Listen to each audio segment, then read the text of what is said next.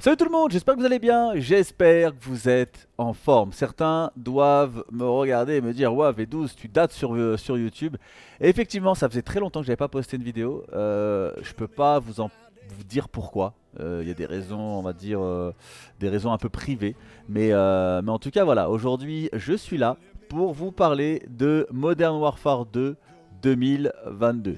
On a tous connu, enfin, une grande partie de ma communauté, je pense, a connu Modern Warfare 2 2009. Ça date déjà d'il y a très très très longtemps et je pense que certains doivent se dire, je me fais vieux. Certains doivent se dire, le temps passe vite et effectivement le temps passe très très vite. J'ai eu la chance, et d'ailleurs je remercie encore une fois Activision France de m'avoir convié à cet événement. Parce que c'est vrai que Monsieur le V12 est maintenant plus du tout aussi influent qu'il l'a été. Et je suis loin d'être à mon prime. Mais voilà, je suis toujours passionné de Call of Duty. J'ai toujours l'envie de transmettre ma passion de Call of Duty, ma passion du FPS. Et c'est pour ça que je suis tous les soirs sur Twitch en train de jouer à Warzone. Et même si certains ont décidé de bouder Caldera, moi je kiffe toujours autant. Donc voilà, n'hésitez pas à passer sur la chaîne Twitch, ça fait plaisir. Alors, on a pu voir des images du prochain Call of Duty qui est Modern Warfare 2. On nous a parlé de plein de choses. On nous a parlé du solo, on nous a parlé du multi, on nous a parlé de Warzone 2. Et du coup, qu'est-ce que je peux vous dire?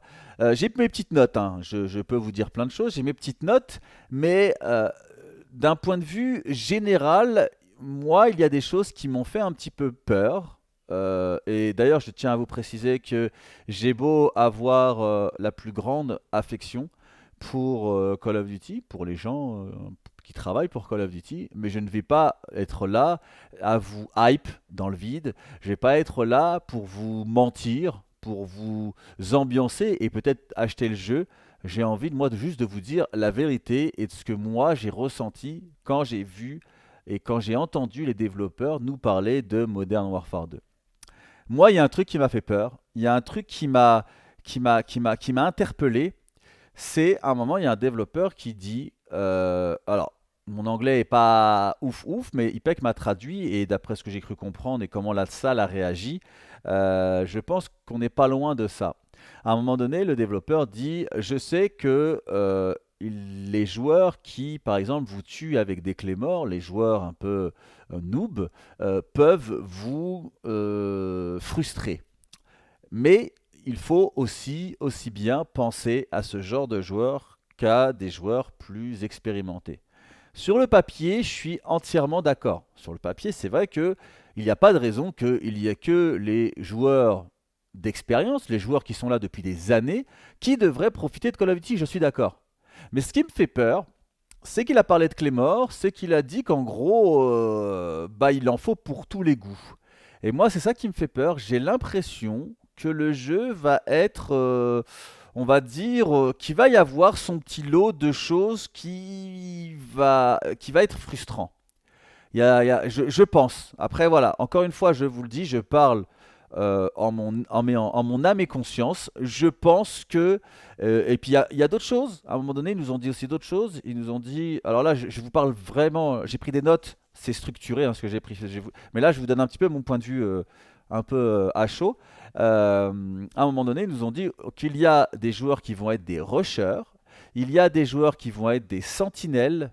Et il y a des joueurs qui vont être des. Je sais plus c'était quoi la troisième catégorie. Donc est-ce qu'il va y avoir un système de personnages qui vont avoir des qualités spécifiques? Mais en tout cas, ils ont prévu de faire en sorte que les rushers puissent rusher. Et j'ai l'impression qu'ils vont aussi faire en sorte que les joueurs qui sont plus statiques vont rester plus statiques. On a toujours la possibilité, vous savez, comment dire, sur Ghost par exemple, de se décaler. Alors, dans l'exemple qu'on a vu, c'était dans le solo. Dans l'exemple qu'on a vu, c'était dans le solo. Est-ce que ça va être exactement de la même manière que sur Ghost dans le multi, j'en sais rien. C'est ça le problème, c'est qu'on nous a beaucoup parlé du solo. Mais vous le savez, en général, le solo nous donne quelques éléments du multi. Et du coup, ça, c'est quelque chose voilà, qui peut refroidir. Moi, je vous dis la vérité, j'ai vraiment peur que qu'en voulant intégrer les joueurs les moins bons, en voulant les aider à l'extrême, bah que ça peut-être, je prends ça avec des pincettes, hein, peut-être que ça puisse gâcher l'expérience de jeu des joueurs qui, eux, savent jouer. Je ne sais pas si vous allez comprendre ce que je veux dire, dans le sens où, au lieu de confronter les joueurs bah, à leur faible niveau et les laisser progresser, j'ai l'impression qu'il y a une volonté de vouloir leur donner toutes les cartes en main pour faire du kill, peu importe si ça frustre les autres joueurs. Je ne sais pas si je suis très clair, mais en tout cas, c'est le ressenti que j'ai eu.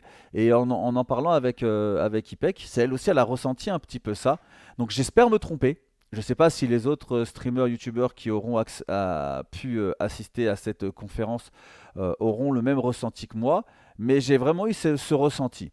Donc maintenant, je vais vous parler un petit peu. Après, attention, c'est pas forcément négatif. C'est pas forcément négatif.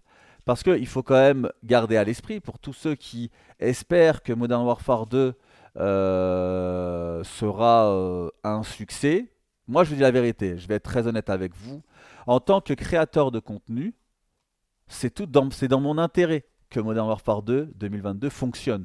Parce que plus le jeu va fonctionner, plus moi je vais pouvoir créer du contenu, que ce soit pour YouTube ou pour Twitch, et mieux ce sera. Donc j'aimerais que le jeu fonctionne, je l'espère. Mais là où je suis un petit peu le garde-fou de pas mal de personnes quand ils passent sur mes streams qui disent ouais, j'en ai marre de te regarder sur Warzone, vivement Modern Warfare 2. Les gars, c'est pas parce que vous avez un très bon souvenir de Modern Warfare 2 2009 que vous devez vous hype. Soyez vigilants. On a eu par le passé plusieurs fois le cas de figure où on s'est hype et qu'il y a eu des déceptions. Soyez vigilants. Moi, je vous dis la vérité. Certains me disent Karim, est-ce que tu as hâte de Modern Warfare 2? Oui, j'ai hâte de Modern Warfare 2. Oui, j'aimerais que le multijoueur reprenne une place centrale sur Call of Duty. Mais la réalité est tout autre. La réalité est tout autre, c'est que malheureusement, je pense que les joueurs n'ont plus forcément la hype sur du multijoueur. Et je suis presque sûr, et j'espère me tromper, encore une fois, c'est des suppositions, je pense que Warzone 2 va alpaguer tous les joueurs. Et c'est ça qui est un peu triste parce que moi, lorsqu'il y a eu Vanguard, j'ai tryhard Vanguard pendant un mois. Vraiment, pendant un mois, j'ai vraiment joué tous les jours à Vanguard. Je streamais tous les jours du Vanguard. Ensuite, il y a eu Caldera qui est sorti. J'ai lâché Vanguard. Pourquoi? Bah, tout simplement parce que, en fait, déjà, premièrement, j'adorais Caldera. Je pense que je suis l'un des rares streamers qui va vous dire j'adore Caldera. Caldera a des défauts. Caldera a des défauts. Mais clairement, moi j'adore Caldera. Je fais de très bonnes games sur Caldera. Et c'est vraiment parce que je sais pas pour quelle raison, mais les games sur Warzone sur ma chaîne ne fonctionnent pas. Mais sinon, je vous proposerai énormément de vidéos sur Caldera. Énormément de vidéos sur Warzone. Je fais des top 1 qui sont vraiment stylés, quoi. Donc, c'est pour ça que j'ai lâché Vanguard. C'est pas déjà pas parce que j'ai kiffé Caldera, mais aussi parce que je remarquais bien que la communauté voulait plus de Caldera. C'est ça en fait. Nous en tant que créateurs de contenu, on est un petit peu dans la difficulté de se dire entre ce que l'on aime et ce que la communauté veut. Parce que c'est dans la logique des choses de dire bah, j'ai envie de stream pour le plus grand nombre.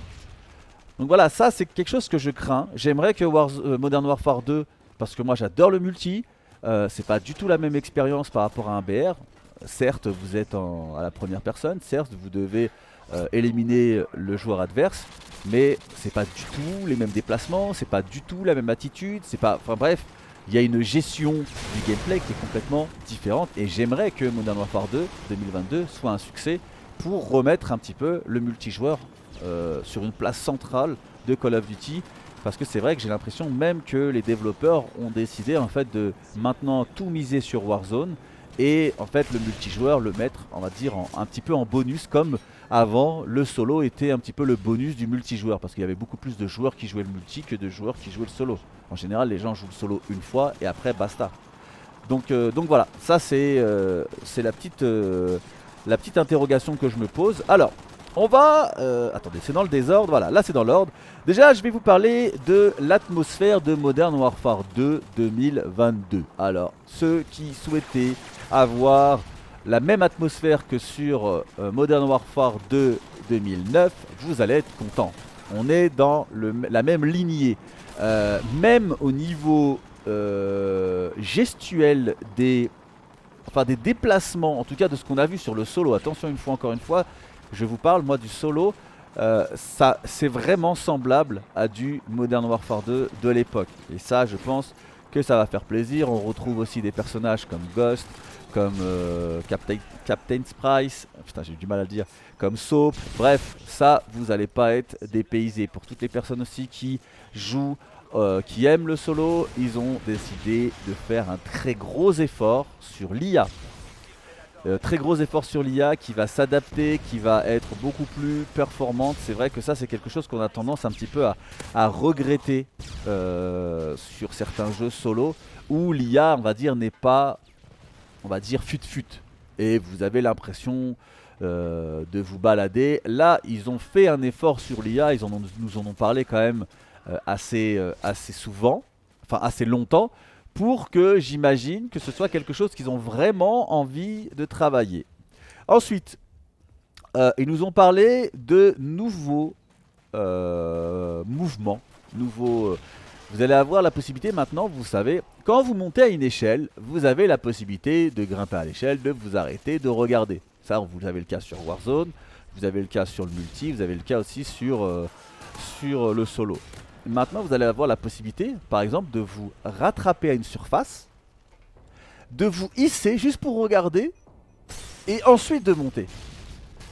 Sans être sur une échelle. Donc je ne connais pas, je ne sais pas encore une fois, si c'est quelque chose qui va être adaptable sur le multi et adaptable sur Warzone 2. Mais en tout cas, ça permet, on va dire, d'appréhender le gameplay de manière plus furtive et surtout, de ne pas être dans la difficulté. J'ai eu le cas hier. Hier, je vois un mec qui était en train de camper sur un toit. Il surveillait le toit du coup. Moi, j'arrive, je veux grimper. Et en fait, forcément, quand vous grimpez sur un toit, c'est vous agrippez et vous montez direct et vous êtes sur le point de récupérer votre arme. Vous avez un temps de latence qui fait que le mec déjà premièrement il est statique, il campe, il sait qu'il y a du monde qui va arriver, peut-être qu'il m'a entendu en plus monter, donc il a clairement énormément d'avance sur moi. Le fait de pouvoir maintenant juste peut-être se hisser, regarder et relâcher, ça peut donner un gameplay différent et ça peut vous donner une chance par exemple de survivre alors qu'avant vous étiez définitivement mort. Ça, c'est plutôt une bonne chose. Vous avez la possibilité aussi, à la manière de Rainbow Six, de vous retourner quand vous êtes sur un grappin et de tirer à l'envers. Donc ça va être pour certaines missions. Est-ce qu'on va l'avoir dans le multi ou même sur Warzone? Je l'ignore. Est-ce qu'il va y avoir un système de grappin? Je l'ignore. Mais en tout cas, ils ont dit que ce serait possible. Et vous avez aussi la possibilité maintenant de conduire des véhicules et tirer. Encore une fois, ça c'est par rapport à du solo. Est-ce que ça va être intégré sur Warzone 2? Ça, il y a de grandes chances parce que c'est vrai que quand vous êtes au volant d'un véhicule, vous êtes un peu dans la difficulté. Est-ce que vous allez maintenant pouvoir utiliser votre arme? Ça serait plutôt pas mal. Ensuite, ils nous ont parlé de l'eau.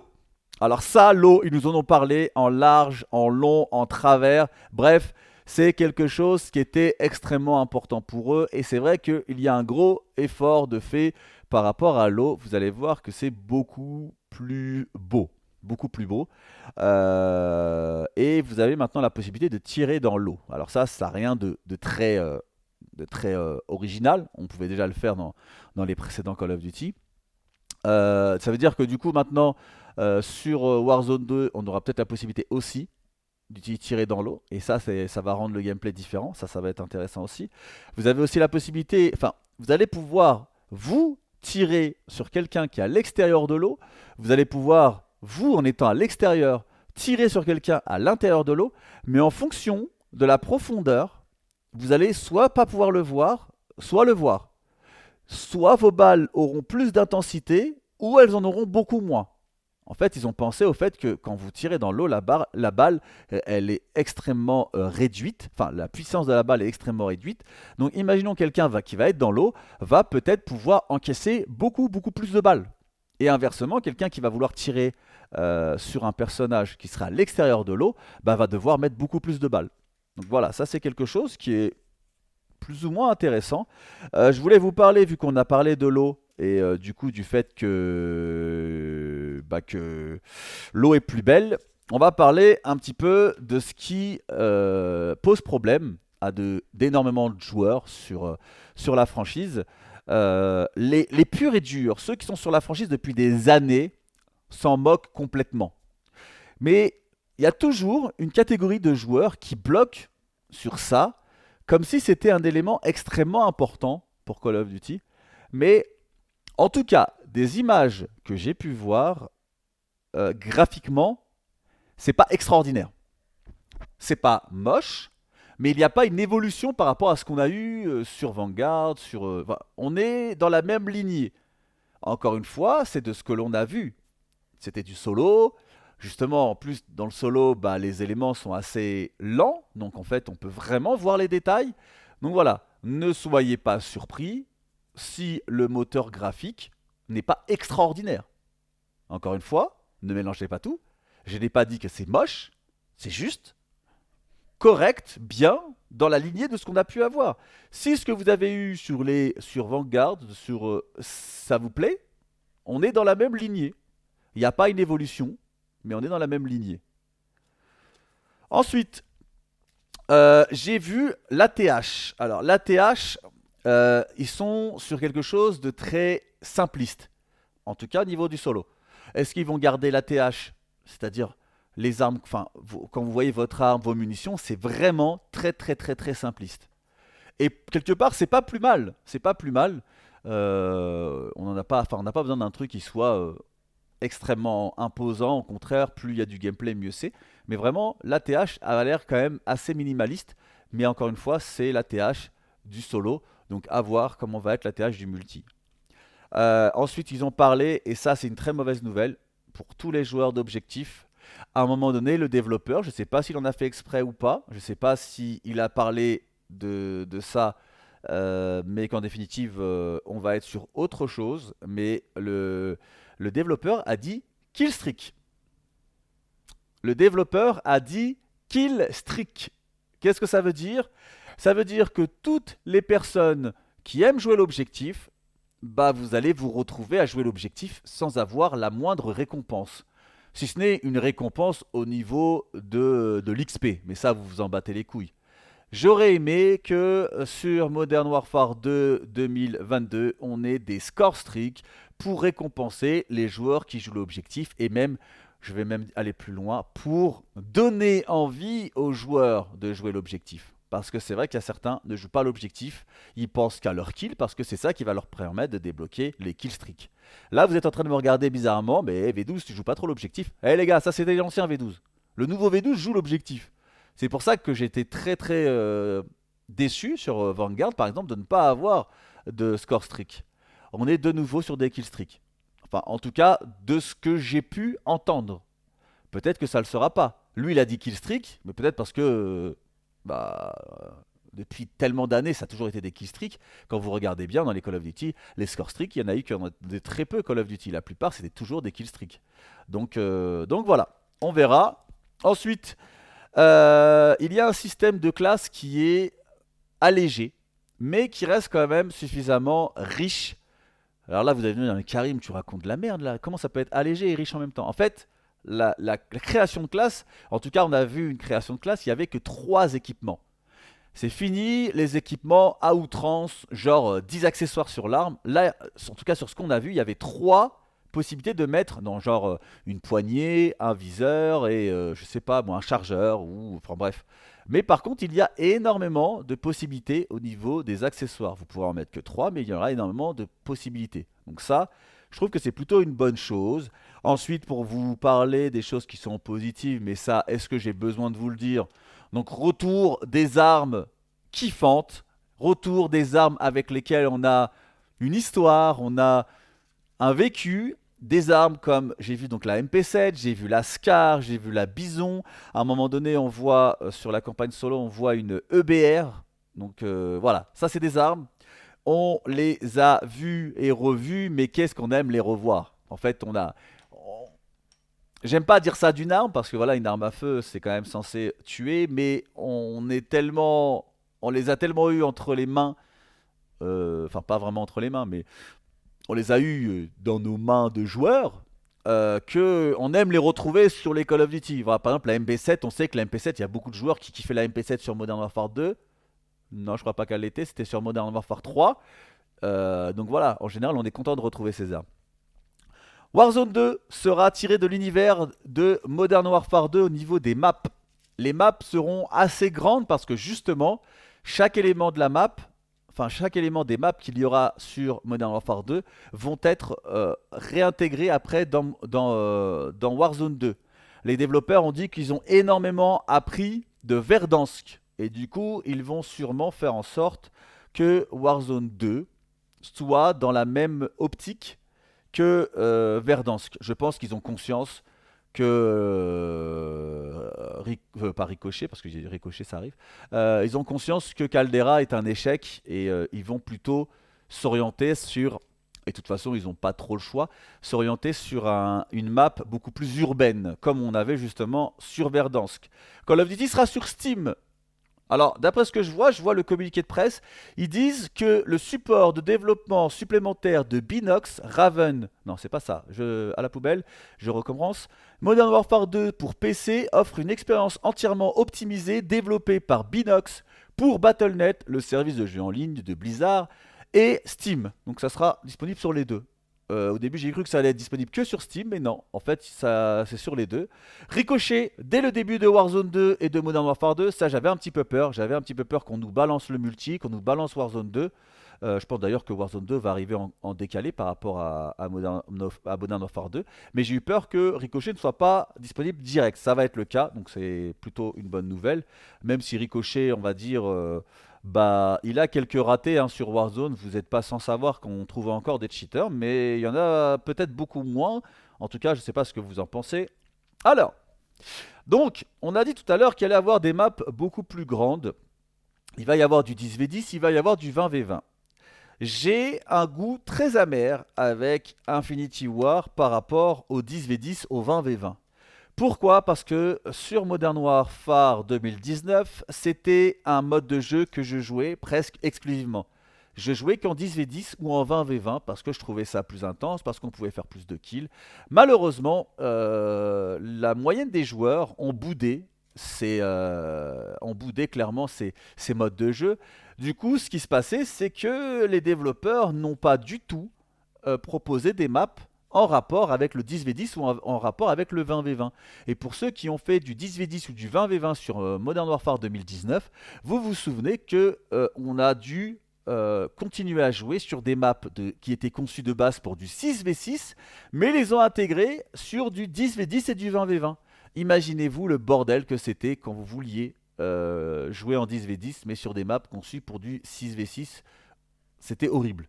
Donc ça, j'ai un goût très amer, mais bon, vu qu'ils ont expliqué qu'ils sont obligés de faire des maps beaucoup plus grandes pour les intégrer justement à Warzone 2, donc c'est plutôt une bonne nouvelle. Alors des nouveaux éléments au niveau des équipements tactiques.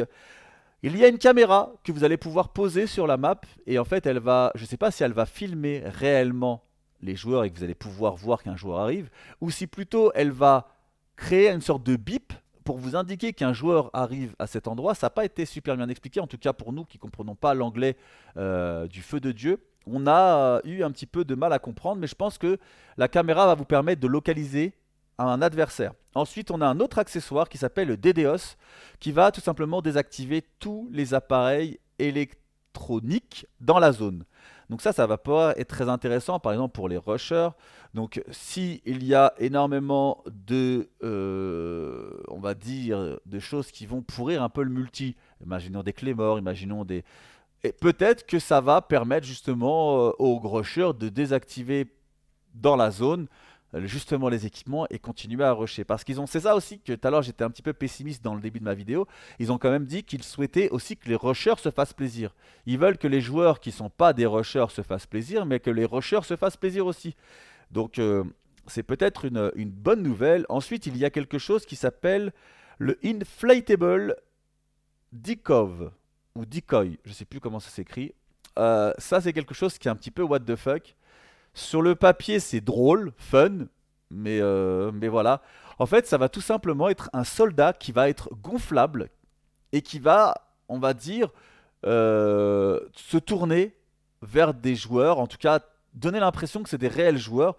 Alors, je vois pas trop l'intérêt, si ce n'est peut-être de comme une sorte de grenade, une grenade, la grenade qui permet justement de simuler des tirs. Je sais pas, mais ça, je trouve ça un peu what the fuck. Donc voilà. Et ensuite, en gros, ça fait quand même 26 minutes de vidéo, donc c'est quand même pas mal tout ce que j'avais à vous dire. La bêta sera pour tous, anticipé pour tous, voilà, pour toutes les plateformes, à condition d'avoir précommandé le jeu. C'est terminé, vous le savez, maintenant il n'y a plus on va dire, d'exclusivité. Donc peu importe votre plateforme, à partir du moment où vous aurez précommandé le jeu, vous aurez accès à la bêta. Le jeu sera disponible le 28 octobre. Donc voilà, écoutez, cette vidéo se termine. Si ça vous a plu, comme d'habitude, n'hésitez pas à lâcher un max de likes. Ce soir, je vais essayer de faire du Modern Warfare 2 2009 sur ma chaîne Twitch. Donc n'hésitez pas à passer si vous passez sur cette vidéo.